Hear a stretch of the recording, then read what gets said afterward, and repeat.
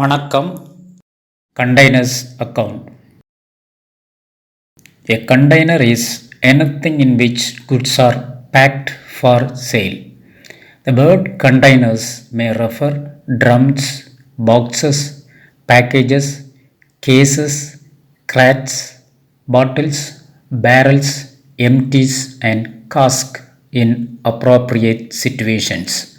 Some sort of packaging is essential for most of the products as they cannot be sold without a container. Products need suitable containers before they are sold to customers. Certain products require very strong containers. The asset is stored and transported in non-corrosive cylinders. There are two types of containers, vice primary, which is the part of the product, and secondary, which is the need for distribution of goods to the customers.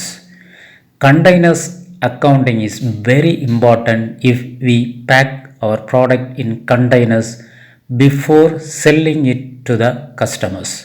When the containers are of primary nature, its cost is included in the cost of production and the customers need not return it. Here, no separate treatment is needed for such containers. When the cost of the container is a significant portion of the total cost, it is accounted.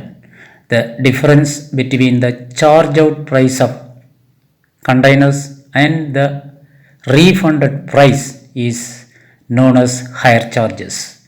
As containers require investment, a separate account should be maintained for containers.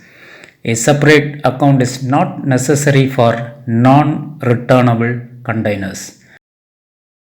But for returnable containers, a separate account is necessary to control the movement of containers. Time to time, it needs reconciliation and regular incoming and outgoing of containers must be recorded. The accounting for containers are two types. Non-returnable containers. Here, separate charge may or may not be made for non-returnable containers. And second one is returnable containers. Here also separate charge may or may not be made for returnable containers. In practice, separate accounts are prepared to calculate the profit.